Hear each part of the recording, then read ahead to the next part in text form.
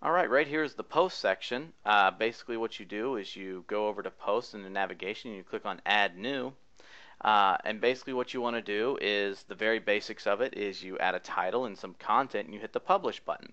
That's basically the overview of posts. There's a lot more details to it. First of all, you have your rich text editor here. That means basically it works just like Microsoft Word or an open office document. So whatever you want it to do, it will do for you. Such as if you want to hit bold, you don't have to know the HTML behind it. You just click the bold button and there you go. And the same thing applies if you want to do italics or strike through. It'll do it all for you. If you prefer to work in HTML, there's a tab over here that you can use to work in HTML.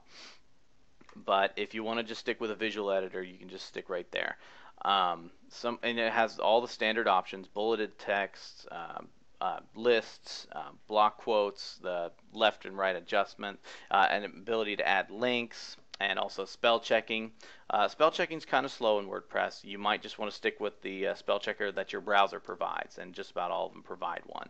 So another good thing about WordPress is the read more, and this is called insert more tag. And what that basically does is it allows you to cut off how much content you're providing on your home page. So if you only want to show a little snippet of your blog post and have people be able to go to another page to read the full thing, it kind of keeps your front page compact and clean and sleek. That way you're not showing massive blog posts for all this content loading that people have to wait for. This allows things to go very fast and very smooth, and just have your people scan over it to see what they want.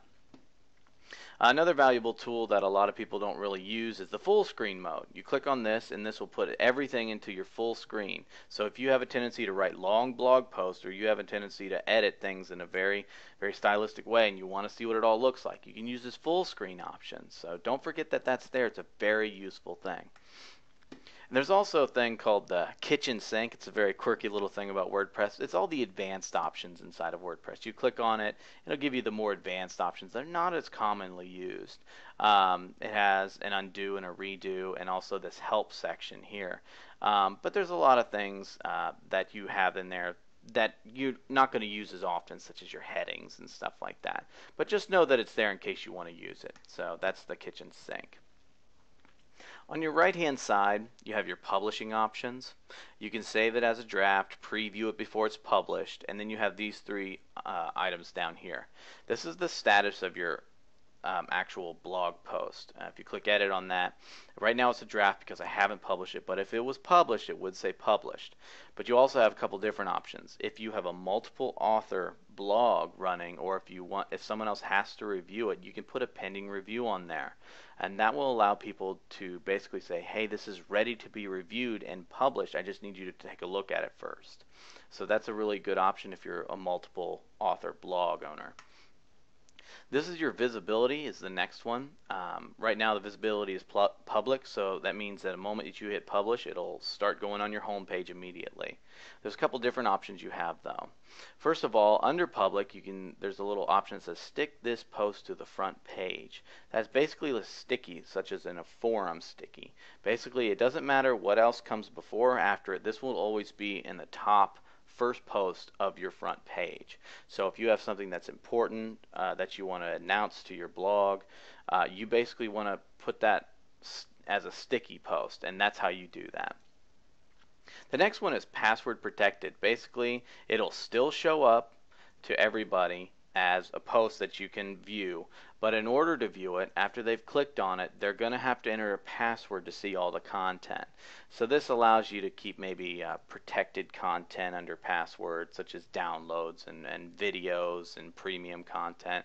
You just put it under a password and you can distribute that password to certain people for them to view. So it's a good feature to use, but remember that the password you have to give out. So the next one is kind of like password protected, except for no one's going to be able to really view, not too many people are going to be able to view this except for certain users. Non-registered guests will not even be able to see that this is even a post if it's set to private. A private post is exactly that. It's for not many people. So if you set something to private and send somebody to it and they're not a registered member of your site, they're not going to see it. It'll actually show up as a 404 error. So something to keep in mind. A lot of times you're just not going to use private posts. A lot of times you use either password protected or public posts. So All right, and then the next one is when you decide to publish something. That's why it says right now publish immediately. So if I click on this publish, it'll automatically go to my front page in my blog roll on my home page. So, but if you click edit, you can adjust the date whenever you're going to post your blog. A lot of people, when they first have a blog, they want to show that they have some content, so they'll maybe put it in the past, such as, maybe put it a couple months ago and make it look like an older post. But also another great feature about this is that you can actually schedule your posts. So maybe you want to do all of your blogging in one time frame, and you just set to have it drip feed its content over the course of maybe a couple days. So let's say you have 10 articles and you want to publish them once a day. Well, you don't have to go back every single day and publish it. You can publish all your articles at once and just schedule them to post on a different day. So basically this one I want to maybe schedule for the 9th, so I want this to go tomorrow. So I click OK, and it actually says schedule for, and this changes the schedule. So it's a really handy feature if you want to keep yourself organized and kind of maximize your time instead of always having to come back and do the same tasks every day. So down here, next option is the post tags. Basically, these are little keywords that you want to put in there to kind of let people know what your individual post is about. If it's about the iPhone, you want to put iPhone in there. If it's about money, you want to put money in there.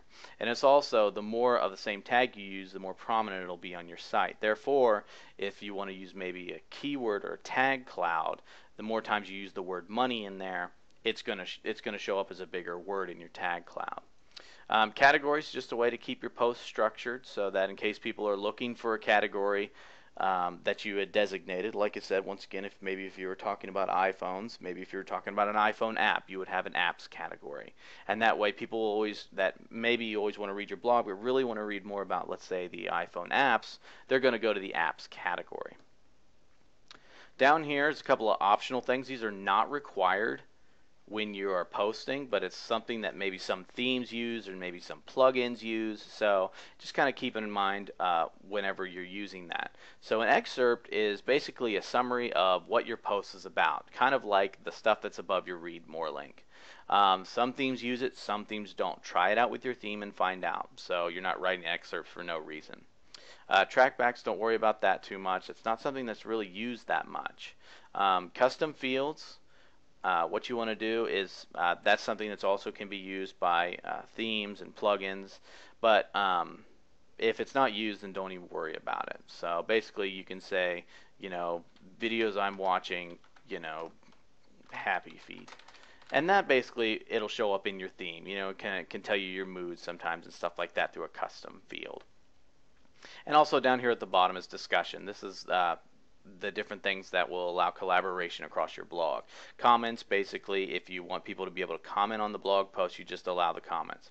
Allow trackbacks and pingbacks. Basically what that is that whenever somebody links to you, it'll notify the other blogs whenever you're, posting an update or something along those lines, and blogs will also let you know when they're linking to you.